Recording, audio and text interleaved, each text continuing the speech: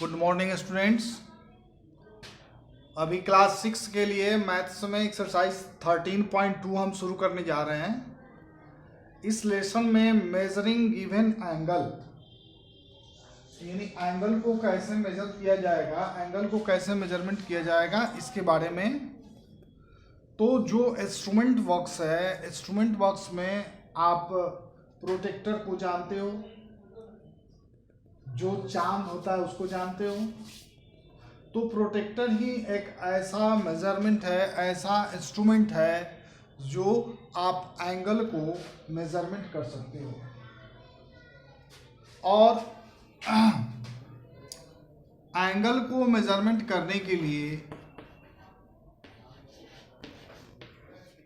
मेरे पास जो इंस्ट्रूमेंट है, जो चांद है, उसको कैसे मेजरमेंट करते हैं, इस पर कुछ चर्चा हम करेंगे, क्योंकि बेस का होना बहुत ज़रूरी है। आप कॉपी में स्केल का यूज़ करते हो और स्केल को रख करके एक बेस तैयार करते हो, मतलब एक लाइन सेगमेंट ड्रॉ करते हो, एक लाइन ड्रॉ करते हो, और उसी एक पॉइंट पर चांद को रख करके और एंगल ड्रॉ किया जाता है। तो इसके बारे में हमको बताना बहुत ज़रूरी है, क्योंकि आप क्लास 6 के स्टूडेंट हो और इसमें मेजरमेंट एक ऐसा टॉपिक है जो एंगल को कैसे ड्रॉ किया जाता है, जब एंगल बन जाता है तो ट्रायंगल को कैसे ड्रॉ किया जाता है, जब ट्रायंगल बन जाता है तो क्वाड्रिलेटरल को कैसे ड्रॉ करते हैं। मैंने ज्योमेट्रिकल टर्म को जितना भी टॉपिक है वो मतलब कंस्ट्रक्शन में आता है, और उस कंस्ट्रक्शन में कौन कौन फिगर कैसे ड्रॉ किया जाता है। तो इसमें पहला स्टेप मैंने बताया था आपको, लाइन ड्रॉ करना। अभी एक्सरसाइज 13.1 में लाइन सेगमेंट कैसे ड्रॉ हुआ, लाइन को कैसे बाइसेक्ट किया गया, ये आपको बताया गया था। अब अभी एंगल को ड्रॉ करना है, तो एंगल के लिए इसमें कुछ टॉपिक्स है, उस टॉपिक्स को हम पहले बता दें। सबसे पहले इस टॉपिक में an angle is the figure formed by two rays with the same initial point. The common initial point is called a vertex of the angle, and the rays forming the angle are called arms of side।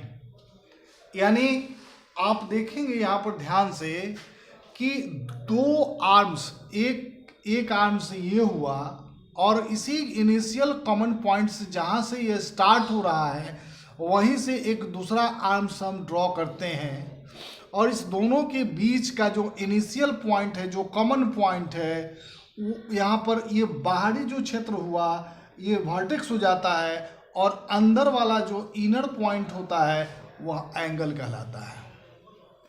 ये clear हो गया होगा। Vertex का मतलब होता है झुकाव। यहाँ पर जो झुकाव हुआ, यहाँ पर जो वर्टेक्स हुआ, तो ये इनिशियल पॉइंट एक ही है। इस इनिशियल पॉइंट को नोमेंक्लेचर कर दो, जैसे मान लो कि यहाँ O हो जाए, या A हो जाए, और यह B हो जाए, तो BO और AO दोनों का इनिशियल पॉइंट, शुरू वाला पॉइंट क्या होगा, O होगा। तो ये इसको कॉमन पॉइंट भी कहते हैं, और इसी कॉमन पॉइंट से दो लाइन ड्रॉ होता है, दो लाइन सेगमेंट ड्रॉ होता है, और दोनों के बीच का जो डिफरेंस है, यहाँ पर जो एंगल जगह बच रहा है, वही एंगल कहलाता है। तो ये बात आपको, अब इस एंगल को हम कैसे ड्रॉ करेंगे, क्योंकि चांद का नाम सुने होंगे आप लोग, प्रोटेक्टर का नाम सुने होंगे। तो प्रोटेक्टर का यूज हम करते हैं, कैसे करते हैं, इसके लिए आपको एक सिस्टम है, उस सिस्टम को हम बताते हैं। जैसे ये तो पॉइंट आपने देख लिया, ठीक है, ये लाइन भी देख लिया, और यहां पर हम चांद को रखते हैं ऐसे, और चांद का जो मिडिल हाफ है, मतलब मिडिल में जो हाफ है, उसका सेंटर यहां रखेंगे, ठीक है। अब आप चांद पर देखेंगे दो प्रकार का मेजरमेंट है, एक ऊपर की तरफ है, एक नीचे की तरफ है। तो दोनों अगेंस्ट में, एक दूसरे के ऑपोजिट में है। अगर लेफ्ट साइड से छोटा चल रहा है ऊपर की तरफ, तो राइट साइड से बड़ा चल रहा है ऊपर की तरफ। तो ये दोनों अलग अलग हैं, और दोनों का मेजरमेंट करने के लिए हमको अपने अंदर एक एक्सपीरियंस डेवलप करना पड़ता है कि हमको कौन सा फिगर बनाना है। बड़ा एंगल करना है तो किधर ड्रॉ करेंगे, छोटा एंगल करना है तो किधर ड्रॉ करेंगे।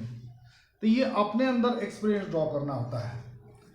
अब ये आपका चांद है, दिखाई पड़ रहा है चांद। इस चांद का यूज आपको करना है।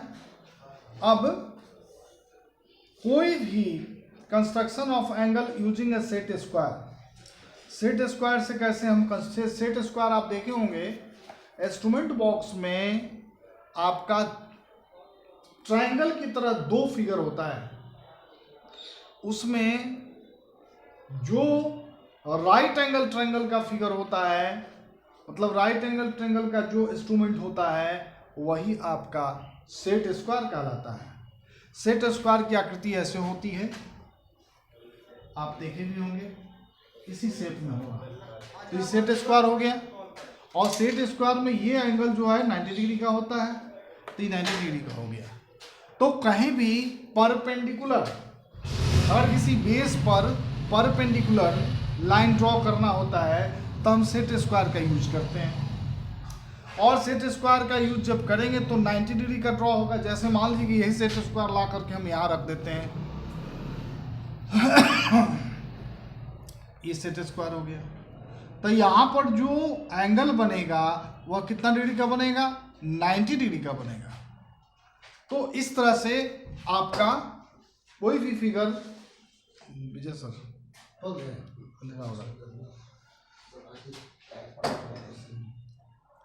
तो इस तरह से हम सेट स्क्वायर का भी यूज कर सकते हैं। अब हम आते हैं क्वेश्चन पर। जैसे मान लीजिए कि 30 डिग्री का एंगल है, 45 डिग्री का एंगल है, 90 डिग्री का एंगल है, 60 डिग्री का एंगल है, 120 डिग्री का एंगल है। तो एंगल ड्रॉ करने के लिए दो सिस्टम लाया गया, और दोनों सिस्टम कौन सा है।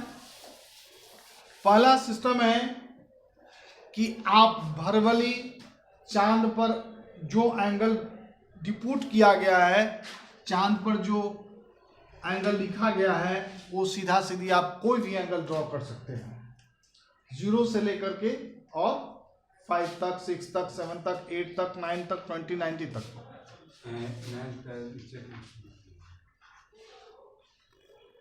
9th का चेक लिस्ट वर्मा सर के पास होगा। हाँ, वर्मा सर सब कर रहा है।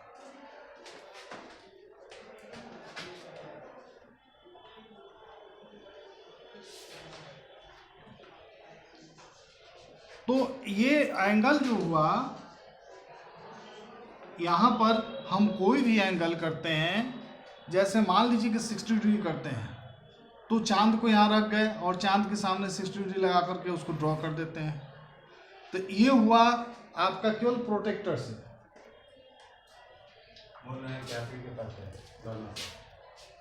मेरे पास है चेक लिस्ट,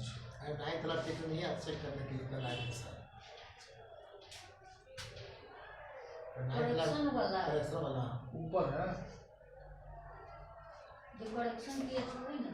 ऊपर वन नीसू जहाँ बैठती है ना, उसके ऊपर गोल बंडल बना के।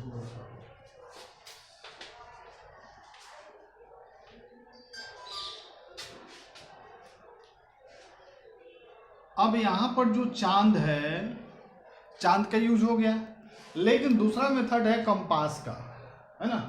कंपास क्या है, कंपास जो है, कंपास का नाम आप सुने होंगे, जिसको हम क्या कहते हैं, प्रकाल, हिंदी में उसको प्रकाल कहते हैं। तो उसका जो एंगल है वो कैसे ड्रॉ होता है उसको देख लीजिए।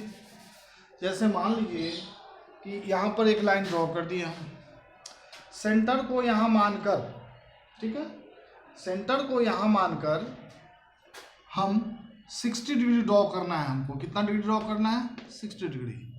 तो हम क्या किए कि कंपास से थोड़ा डिस्टेंस लेकर के आर्क ले लिए, कंपास को सेंटर यहाँ माने और आर्क ले लिए, ठीक। सेकंड कट, सेंटर को ये लेकर के फर्स्ट कट किए, डिस्टेंस कोई नहीं होगा, डिस्टेंस जो एक बार सेट हो गया। अब यहाँ पे ये जो हुआ आपका 60 डिग्री हो जाएगा। कितना डिग्री होगा? 60 डिग्री। अब इस 60 डिग्री को ड्रॉ करने में कंपास का यूज हुआ, और कंपास का सिस्टम क्या था? यहाँ एक पॉइंट पर सेंटर ले लिए और एक अपनी खास डिस्टेंस से, डिस्टेंस लंबा चौड़ा नहीं होना चाहिए, छोटा होना चाहिए, हमने इसको क्या किया? एक आर्क ले लिया। आर्क लेने पर जो फर्स्ट स्टेप होता है वह 60 डिग्री का होता है। सेकंड सेंटर यहाँ लेकर के और सेकंड आर्क जब ड्रॉ करेंगे ये, तो ये हो जाएगा आपका कितना डिग्री? ये पूरा हो जाएगा 120 डिग्री। ठीक है, तो इस तरह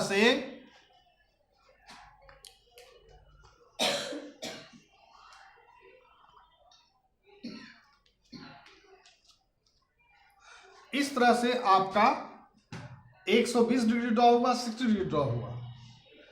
अब 90 डिग्री हम कैसे ड्रॉ करते हैं इसको देख लीजिए। 90 डिग्री ड्रॉ करने के पहले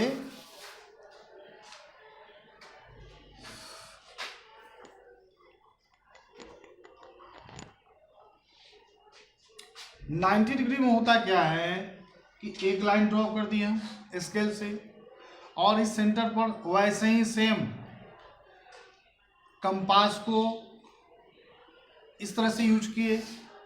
फर्स्ट स्टेप यहाँ पर सेंटर ले करके इसको कट किए, सेकंड स्टेप इसको सेंटर ले करके इसको कट किए, और इस दोनों का सेंटर ले करके ऊपर कट कर लिए, मतलब यहाँ से भी इधर और यहाँ से भी इधर, और वो जो लाइन होगा वो क्या होगा?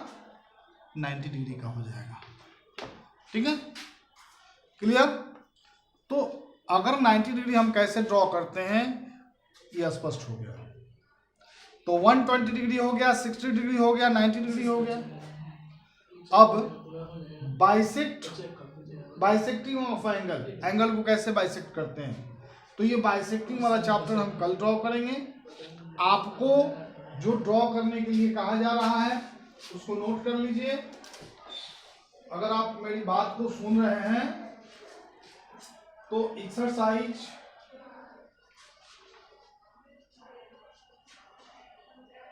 13.2 में क्वेश्चन नंबर 1, यानी इस 13.2 में आपका क्वेश्चन नंबर 1, इसमें बहुत सारा एंगल ड्रॉ करना है, उसको आप कीजिए। अगर आप कर लेते हैं तो उसके बाद बाइसेक्टिंग की प्रक्रिया आएगी, बाइसेक्ट सिखाया जाएगा। Thank you. Hi class 6, good morning students. तो इसमें हम चैप्टर में पढ़ेंगे आपको मोशन एंड मेजरमेंट। मोशन का मतलब क्या है? गति। मेजरमेंट का मतलब मापन, यानी गति और मापन। एक बात है, कैसे हम कहेंगे कि मोशन में है? तो हम देखते हैं कि अगर मान लिया जाए कि यहाँ पर कोई चीज है और ये मान लो बॉल ही है, ये लुढ़क रहा है, तो लुढ़कते लुढ़कते क्या हो गया? यहाँ आ गया। आ रहा समझ? तो यहाँ लुढ़क रहा था, लुढ़कते लुढ़कते क्या हो गया? ये यहाँ आ गया। तो यहाँ जब आ गया तो ये क्या हुआ? मोशन में है। अब मोशन में कब कहेंगे? मोशन में तब कहेंगे जब कोई भी चीज समय के साथ अपनी पोजीशन बदलती है, तो हम उसको कहते हैं it is in the motion. अगर कोई भी चीज समय के साथ बदलती है, अपनी पोजीशन बदलती है, तो हम कहते हैं इट इज मोशन। ठीक है, अब एक सवाल है कि मेजरमेंट क्या है? कैसे, कितना दूर चली, पोजीशन कितना दूर चेंज हुआ, इसको अगर हम नापते हैं तो हम क्या करेंगे भाई? किस में नापेंगे? या तो स्केल ले लें, या तो मेजरिंग टैप ले लें, या ठीक है, जिससे भी हम नाप सकते हैं। अब नापते हैं मेजरिंग टैप से, तो किस में नापेंगे भाई? सेंटीमीटर में नापेंगे। यूनिट क्या होगा? Centimetre, metre, kilometre. बस आप याद करें, है ना 4-5 में, milli, centi, decimetre, deca, hecto, kilometre. तो ये जितने भी यूनिट्स हैं सबकी अगर बेसिक मानेंगे तो बेसिक का मतलब होता है शुरुआती, और शुरुआती का मतलब है क्या? शुरुआती का मतलब है सेंटीमीटर। तो कॉमनली हम ज़्यादातर हम जो मानते हैं वो सेंटीमीटर मानते हैं। उससे थोड़ा बड़ा हुआ तो मीटर में, और उससे बड़ा हुआ तो किलोमीटर में। इसलिए हम तीन ही यूनिट आपको लिखे हैं, सेंटीमीटर, मीटर और किलोमीटर। अब देखो ऐसा है कि बुक्स की लाइन थोड़ी पढ़ के हम आपको सुना दें। One of the most important thing that scientist do in the perform experiment are done by making measurement means giving a number to something that is measurable like length, mass, volume, etc. Scientist जो है major करते हैं, नापते हैं। और अगर नापते हैं तो क्या नापते हैं भाई? लेंथ नापते हैं, लंबाई नापते हैं। क्या नापते हैं भाई? मास नापते हैं, वेट नापते हैं। नापते हैं क्या नापते हैं भाई? वॉल्यूम नापते हैं, कैपेसिटी नापते हैं। अब 6 क्लास वाले एक बात है कि ये लेंथ किसके नापेंगे? तो लेंथ मतलब क्या होता है? लंबाई। तो लंबाई नापेंगे, सीधा लंबा नहीं। मास, अब एक काम करो, आप जाओ और जाकर एक काम करो कि कहो कि भैया हमको 4 मीटर आलू दे दो। क्या होगा? बड़ी हंस देगा। नहीं, किसी शॉपकीपर को जाके कहोगे भैया 4 मीटर आलू दो ना, और किसी कपड़े वाले को जाकर कहोगे भैया 2 मीटर कपड़ा दो, 2 किलोग्राम कपड़ा दो ना, कपड़ा शर्ट सिलवाना है कि नहीं? अगर कोई पूछे इस ग्लास में कितने पानी है तो क्या कहोगे? 2 kilo. Not, it is not easy. ये सही परफेक्ट भी नहीं है और आसान भी नहीं है। हमको क्या करना होगा? परफेक्ट यूनिट देना होगा। अगर किसी से पूछते परफेक्ट यूनिट अगर हम नहीं जाने तो क्या होगा? अगर कोई पूछता भाई कितने बजे हैं? 5 किलो। अभी तो 10 किलो बजा है। क्या 10 है? किलो है? तो लेंथ को अगर हम नापते हैं तो यूज करते हैं हम सेंटीमीटर, मीटर और किलोमीटर। अगर वेट नापते हैं तो बोलते हैं सेंटीग्राम, ग्राम और किलोग्राम। अगर टाइम मेजर करते हैं तो उसके लिए होता है सेकंड, मिनट, आवर। तो 3 बातें हैं और इन तीनों को हम नापते हैं और हम परफेक्ट। अगर हमको टाइम नापना है, टाइम मेजर करना है तो हमको बताना होगा second, minute, hour, day, year, month, year, ये सब कीजिए। अगर हमको वेट बताना है तो हमें बताना पड़ेगा सेंटीग्राम, ग्राम, किलोग्राम, क्विंटल, टन, etc। अगर हमको लेंथ बताना है तो सेंटीमीटर, मीटर, किलोमीटर। ठीक है। Measurement of most thing is very simple today. We have many instrument and tool at our disposal. People in ancient time did not have those facility. आज measurement की बहुत सारी चीजें, आज हम छोटी से छोटी मेजर कर सकते हैं। आप एक बात है ना, एक बात बताऊं मैं आपको, आप अगर अपने सर के एक बाल निकाल लीजिए, हेयर, और आज इंस्ट्रूमेंट हमारे पास है कि हम उस हेयर की मोटाई जान सकते हैं कि हमारी हेयर की मोटाई कितनी है, कितना मोटा है, इसका डायमीटर क्या है। लेकिन अर्लियर में ये फैसिलिटी नहीं थी। For example, when they travel from one place to another, they have no way to telling how far they had traveled। अगर वो चलते थे तो नहीं बता पाते थे हम कितना दूर चले। समझ आ रहा है? वो चलते थे तो ये नहीं बता पाते थे कि वो कितना दूर चले, बस याद रहता था सुबह से शाम चले। अब एक बात मैं बताऊं तो आश्चर्य लगेगा आपको। जानते हो छपरा से कलकत्ता तक पहले जीटी रोड थी, मुगल काल में ही हुमायूं का, ये शेरशाह सूरी का बनाया हुआ ग्रैंड ट्रंक रोड। ये पेशावर से कलकत्ते तक जाती है जीटी रोड। तो ये आज भी जीटी रोड है, ये आपको पटना से निकलती है। तो उस पर लोग क्या करते थे कि खाना पीना ले लिए और कलकत्ता चले गए। कितने दिन पहुंचेंगे? 3 महीना में पहुंचेंगे। सवाल पूछेगा भाई 3 महीने में कैसे पहुंचेंगे? कुछ दूर चलेंगे, फिर सराय होता था उस वक्त, जिसको आप धर्मशाला कहेंगे, वहाँ खाते पीते रहते थे। फिर वहाँ से दिन भर चलेंगे, फिर कोई गांव बस्ती मिल गई, फिर खाते पीते सोए, फिर चले। इस तरह लगातार जर्नी होती थी और वो चले जाते थे। हिस्ट्री की बुक में आइए, वेन्शांग फहियान चाइना से इंडिया चले आए सब। तो बताओ भाई, चाइना से इंडिया गए वेनसांग फैयान, तो कैसे है? क्या उड़ के आए? नहीं भैया, उड़ के नहीं आए, वो रास्ते से आए, जंगल जंगल आए।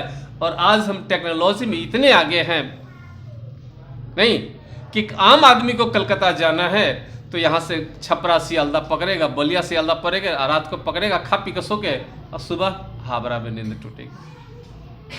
उससे भी अगर जल्दी है तो यहाँ से पटना फ्लाइट पकड़ेगा कलकत्ता। और चाइना भी जाना है तो वेनसांग की तरह हमको 6 महीने नहीं आना पड़ेगा, 21 बार यहाँ से फ्लाइट करेंगे, 2-3-4 घंटे में चाइना पहुंच जाएगा।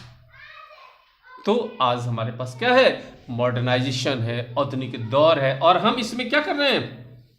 इसमें लेंथ को इजीली, हमारी जो टेक्नोलॉजी है, इस टेक्नोलॉजी की दौर में लंबाई मेजरमेंट बहुत आसान हो गया है। हाँ, एक बात याद आ गई मुझको, आज भी हम लोग कहते हैं गांव में, शहर में तो खैर ऐसा कुछ देखने को मिलता नहीं, शहर में तो किसी को किसी से मतलब ही नहीं होती। बोलते हैं, अरे भाई एक हाथ जमीन मेरा, देखो उसने पकड़ लिया। क्या मतलब है? एक हाथ किसको कहेंगे, है कि नहीं? तो एक हाथ का मतलब ये एक, ठीक है, ये बित्ता, भाई बचपन में खेलते थे हम लोग ना, ये एक लंबाई, यहां फर्स्ट टिप से लास्ट टिप तक ये। तो मान लो कि एक आदमी है, मान लो तुम ही हो, और तुमसे हम कहे भाई हम दोनों आदमी पतंग उड़ा रहे, मान लो भाई साइंस है, मानना कुछ भी संभव है, मान लो हम पतंग उड़ा रहे, तो तुमसे कहे बेटा हमको 10 हाथ धागा दो, तुम क्या होगे? सर ले लीजिए। तो 10 हाथ धागा हम अपने हाथ से ले लेंगे? नहीं। और जब तुमको जरूरत हुई, तुम कहे सर हमको धागा दीजिए, हमने ले लो। तुमने कहा था डायलॉग ले लीजिए, हमने कहा ले लो, और तुम अपने हाथ से 10 हाथ लोगे, तो फायदा में कौन रहा और घाटा में कौन रहा? घाटा में तुम रहे, क्योंकि तुम्हारे हाथ छोटे हैं और हमारे हाथ क्या है? बड़े हैं। तो ये परफेक्ट लंबाई नहीं है। क्या परफेक्ट ट्रांजैक्शन है? आदान प्रदान परफेक्ट है? नहीं, मेरे हाथ बड़े हैं और तुम्हारे हाथ छोटे हैं। गांव में एक और चीज नजर आया, बहुत अच्छा। एक पड़ोसिन दूसरे से गई, कही भैया देखो ना मेहमान आया है, 10 गो आलू हो तो दो ना। तो पड़ोसिन बोली जाओ भैया टोकरी में रखा है ले लो। तो वो गई और बड़ा बड़ा आलू चुन कर ले आई, इतना बड़ा बड़ा आलू, मैंने पूरे 2 किलो हो जाएगा। और जब दूसरी रिटर्न करने की बारी आई, तो भाई वो पहली वाली पड़ोसिन बोली अरे यार तुम, अरे भाई तुम ले गई मेरे यहाँ से आलू, मेरा लौटाओ। तो ये 10 इतनी छोटी छोटी आलू चुन के दी।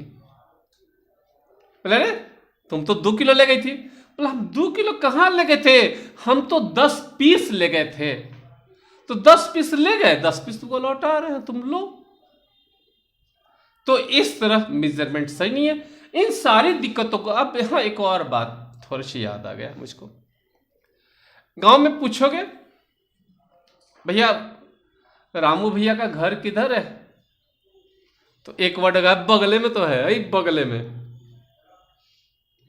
अरे 10 कदम चलोगे, अरे बगल में, अगर बगले बगले कहेगा तो यहां से जाओ, तो यहां से जंक्शन तक घुमा देगा सब, अरे बगले में तो है। 5 किलोमीटर 10 किलोमीटर तक बगले में कहेगा, अरे बगले में है, चलो ना यार। क्या बगले होता है 10 किलोमीटर, 5 किलोमीटर है? नहीं। इन सारी दिक्कतों को पूरा करने के लिए एक परफेक्ट यूनिट की जरूरत पड़ी। परफेक्ट यूनिट की जब जरूरत पड़ी तो वो, अब मान लो देखो इसमें क्या फायदा हुआ, लेंथ नापने के लिए एक मीटर की जरूरत पड़ी, और मीटर के डिवाइडर पार्ट जो है 100 से अगर डिवाइड कर दिए तो वो सेंटीमीटर हो गया, और 1000 से मल्टीप्लाई कर दिए, 1000 टाइम्स कर दिए तो किलोमीटर हो गया। ग्राम जिस तरह मीटर है उस तरह ग्राम है। ग्राम को अगर 100 से डिवाइड कर दिया, 100th पार्ट 100वां पार्ट हो गया, तो हो गया सेंटीग्राम। 1000वां पार्ट हो गया तो मिलीग्राम, और 1000वां मल्टीप्लाई हो गया तो हो गया किलोग्राम। भाई समझ में आ रहा है? तो हमने स्टैंडर्ड यूनिट ली, और विश्व की एक संस्था है स्टैंडर्ड इंटरनेशनल डी यूनिट, जिसको हम बोलते हैं एसआई यूनिट। तो इन्होंने क्या किया, मेजर किया, इन्होंने बताया कि नहीं हमको परफेक्ट होना चाहिए। और जब ये मेजरमेंट की परफेक्ट टर्म्स तरीका आ गया तो भाई 5 हाथ नहीं, तब तुमने कहा सर 5 मीटर, मैं तुमसे कहूंगा हाथ नहीं कहूंगा, अब मुझको कहना होगा भाई 10 मीटर धागा दो। तुम 10 मीटर धागा मुझको दिए और तुम भी कहो सर 10 मीटर दीजिए। हमारे और तुम्हारे बीच में एक यूनिट आ गई, क्या? मीटर। एक पोर्शन और दूसरी पोर्शन के बीच में आ गया किलोग्राम। बहन 2 किलो पहली पोर्शन अब जाकर क्या कहेगी, 10 पीस नहीं मांगेगी, अब जाकर कहेगी कि बहन 2 किलो आलू दो। अगर बड़ा हुआ तो 10 को आलू चढ़ेगा, छोटा हुआ तो 14 को चढ़ेगा। पीस से मतलब नहीं, अब किसके मतलब है, यूनिट से। तो बस आज देखो ऐसा है कि हिस्ट्री ऑफ मेजरमेंट की हम चर्चा कर रहे थे और देख रहे हैं कि वीडियो थोड़ा लंबा हो जा रहा है। तो hand span, foot, yard, cubit और प्लेश, ठीक है, अगले दिन। Thanks. Hindi. Good morning students, class 6 के बच्चे ध्यान देंगे। आप लोगों को पढ़ाया गया था इसके पहले पाठ 21 में बीमार का इलाज, बस उसका शेष भाग पढ़ाया जा रहा है। एक कहानी है, ये नाटक के समान है कि बीमार के इलाज में बहुत से लोग होते हैं जो अपना एडवाइस देने लगते हैं। बीमार आदमी सुधरने के बजाय और उसकी स्थिति उसकी खराब हो जाती है। तो हम लोग इसी के बारे में आगे आज शुरू करेंगे। फिर तब विनोद बोलता है, फिर जी करवट लेते हुए, चंद्रकांत यह वैद्य हकीम क्या जाने, हर्रक बरेरा और शरबत शोरबे के पंडित। क्रांति, मैं चाहता हूं कि आप इस मामले में डॉक्टर नानक चंद से सलाह ले लें। चंद्रकांत, नहीं, यह नहीं हो सकेगा। मैं जानता हूं कि विनोद का भला इसी में है। क्रांति, विनोद से तुम घबराना मत, मैं डॉक्टर नानक चंद को बुलाकर लाऊंगा। मेरा ख्याल है कि शाम तक बुखार उतर जाएगा। अच्छा विनोद, देर हो रही है, मैं चलूं? फिर विनोद बोलता है, हाँ तुम जाओ, मैंने बुखार की कभी परवाह नहीं की है। क्रांति, आपने अपने आप उतर जाएगा, शाम तक लौटने की कोशिश करना। क्रांति, अवश्य, तुम्हारे बिना मेरा मन क्या लगेगा, लेकिन जाना जरूरी है। अच्छा, विश यू स्पीडी रिकवरी। तो सीटी बजाता हुआ चल जाता है क्रांति। अब विनोद आता है, नमस्कार, करवट बदल कर लेट जाता है। क्रांति की माँ सरस्वती का प्रवेश। आप सरस्वती बोलती है, उसकी माँ बोलती है कमरे में घुसते ही, विनोद क्या बात है, उठो, चाय तैयार है, कुछ खा पियो। क्या बात है, खैरियत तो है?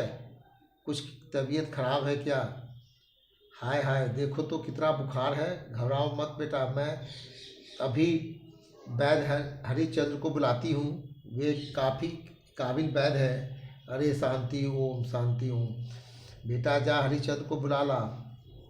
विनोद, माताजी, बाबूजी ने डॉक्टर गुप्ता को बुलाया है, शायद क्रांति ने डॉक्टर नानक चंद के लिए कहा है। तो जितने भी लोग उसमें हैं सब कोई अपना अपना ढंग से डॉक्टर को बुला रहे हैं इलाज कराने के लिए। सरस्वती, लो और सुनो, इनके मारे भी मेरी नाक में दम है। उस डॉक्टर को कुछ नहीं आता, ना जाने क्यों डॉक्टर गुप्ता के पीछे पड़े रहते हैं। क्या नाम है उस भटनागर का? इन दोनों ने तो प्रतिमा को मार ही डाला था। भला हो उन वैद्य जी का, उन्होंने प्रतिमा को बचा लिया। जा बेटा शांति, जा सही जल्दी। शांति, जाता हूँ माँ। सरस्वती, अरे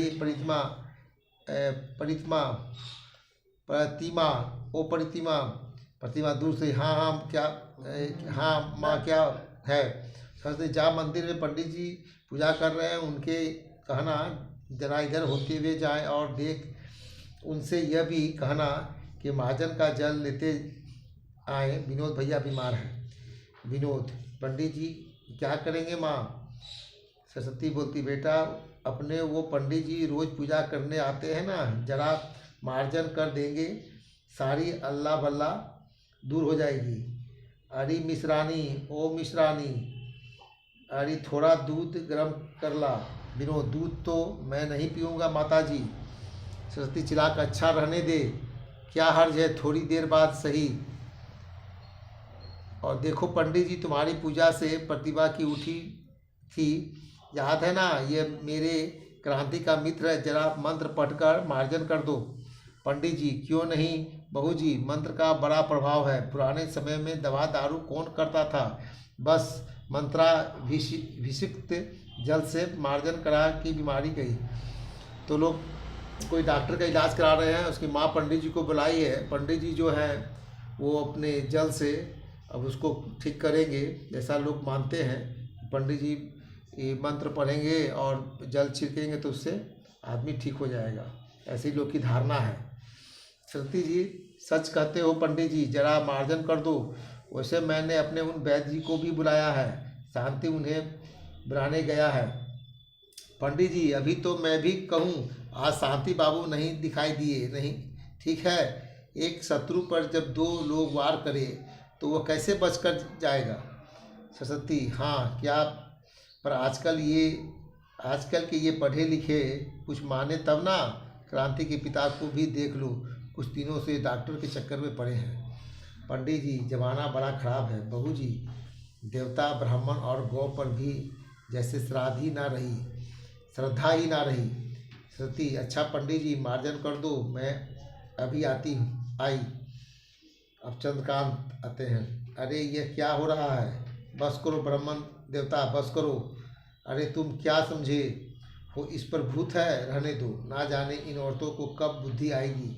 अरे डॉक्टर गुप्ता आप इधर बैठिए ना। अब वो चंद्रकांत जो है वो डॉक्टर को ले आए हैं और उनकी माँ जो है पंडित जी को बुला दी है।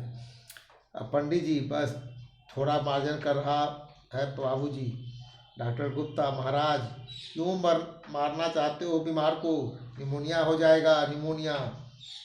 अटर innocence mister Chandrakant, under innocence से मिस्टर चंद्रकांत बस रहने दो। सुनते नहीं डॉक्टर गुप्ता क्या कह रहे हैं, इसे निमोनिया हो जाएगा। तो वो मना कर रहे हैं कि पानी इनके ऊपर मत डालिए, इनको निमोनिया हो जाएगा। डॉक्टर कुछ कर रहे हैं, पंडित जी कुछ कर रहे हैं। तो आगे फिर हम लोग पढ़ेंगे। ये काफ़ी लंबा नाटक है, हो सकता है कि 2-3 बार में ये ख़त्म हो, तो ये 2 बार में ख़त्म होगा, आज इतना ही। Good morning class 6। आप लोगों का टॉपिक चल रहा था climate, natural vegetation and wild life. तो उसमें इसके पिछले वीडियो में इंडियन सीजन के तक बात हो गई थी, और आज हम लोग बात करेंगे नेचुरल वेजिटेशन की। ठीक है, प्रकृति के बारे में बात करेंगे, जो भी चीज़ें होती हैं उसी के बारे में आज बात करेंगे। सबसे पहले देखते हैं इसके टॉपिक को हम लोग समझ लेते हैं, उसके बाद हम आगे बात करते हैं। तो by natural vegetation of a place we mean the plants that grow there in a natural condition. क्या है नेचुरल वेजिटेशन का meaning?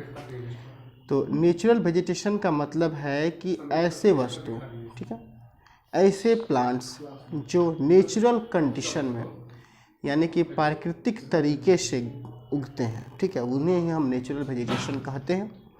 These condition include the climate and soil. इसमें कौन सा इंक्लूड होता है नेचुरल तरीके से? तो क्लाइमेट और soil. Different region in India have different climate condition. Bharat जानते हैं ये दुनिया का 7वां सबसे बड़ा देश है एरिया के हिसाब से, तो यहाँ पे क्लाइमेट और दूसरे कंडीशन भी काफ़ी बदलते रहते हैं, एंड सॉइल टाइप भी अलग अलग हैं।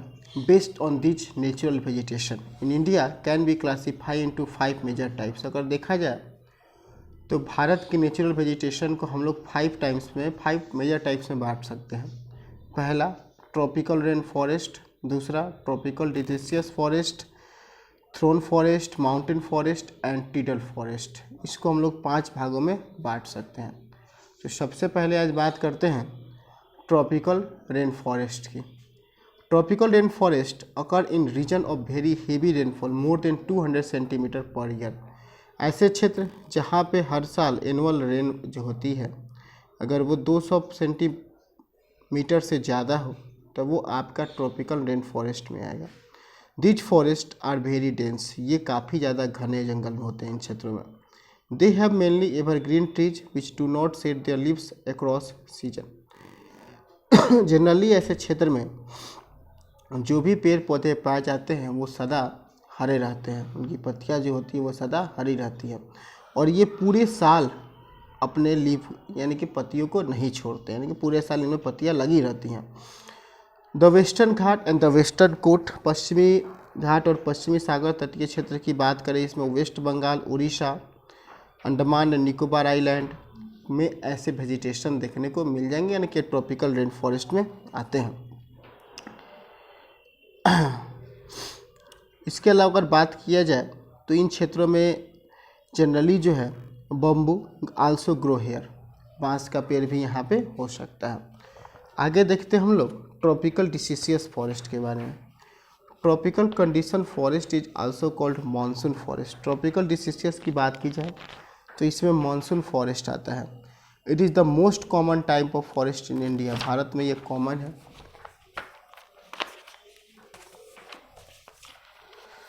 It occurred over a large part of the country where the annual rainfall between 100 centimetre and 200 centimetre, और ये जनरली उन क्षेत्रों में होते हैं जहाँ पे एनुअल रेन वाटर जो है रेन जो है वो 100 सेंटीमीटर से लेकर 200 सेंटीमीटर के बीच में पूरे एक साल में बारिश होती है। Deciduous trees shed their leaves in a season, ये मौसम में अपने पत्ते जो होते हैं वो छोड़ देते हैं। In India they shed leaves in the beginning of summer, और कब भारत में अगर बात किया जाए तो जब समर मौसम का चालू होता है उसके पहले ये अपने लीव को रिमूव कर देते हैं। फॉरेस्ट ऑफ टीक, साल, पीपल, ये कुछ सैंडलवुड, ये सब कुछ हैं जो इनसे कॉमन एग्जाम्पल हैं।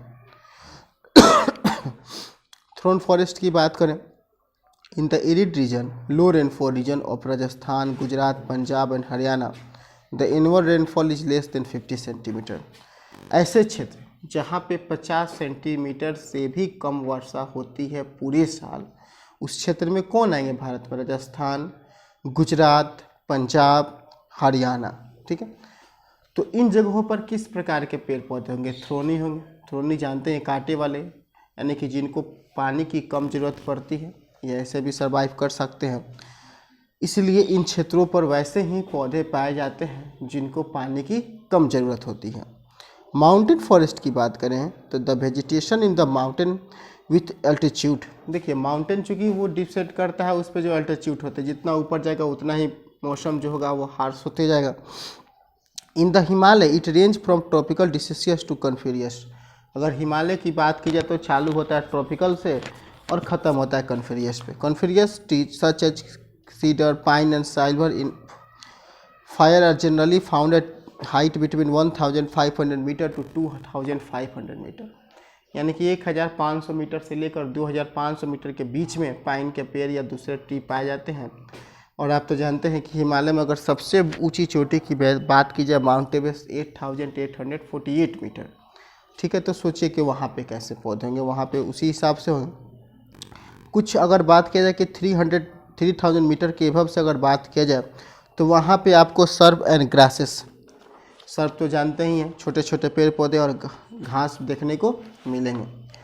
इसके अलावा अगर बात की जाए टिडल फॉरेस्ट की, टिडल फॉरेस्ट और मैनग्रोव बगीचा is found in swampy area are the coastal washed by sea water during high tides, ऐसे क्षेत्रों में पाए जाते हैं जहाँ पे हाई टाइड आने के बाद पानी जो होती है समुद्र की वो चली जाती है, तो वैसे क्षेत्रों में ये पेड़ पौधे जल्दी उगते हैं।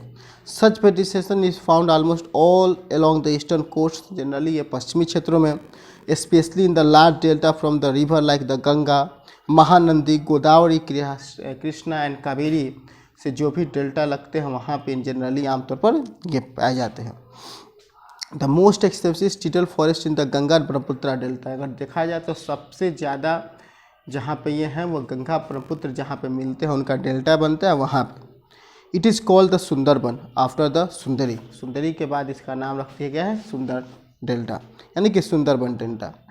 The tree that grow most elaborately in this region, इस रीजन में काफ़ी ज़्यादा पेड़ पौधे हैं। The wood of this tree is durable and used to make boats. इस क्षेत्र में जो भी लकड़ियाँ मिलती हैं वो ड्यूरेबल होती हैं, इस कारण से उनसे नावें बनती हैं। Mangrove are also found in Andaman and Nicobar island. इसके अलावा मैनग्रोव जो है वो अंडमान और निकोबार के द्वीप में भी पाए जाते हैं। कल इसके अलावा जो टॉपिक है वो बात करेंगे। आज इतना ही। Thank you.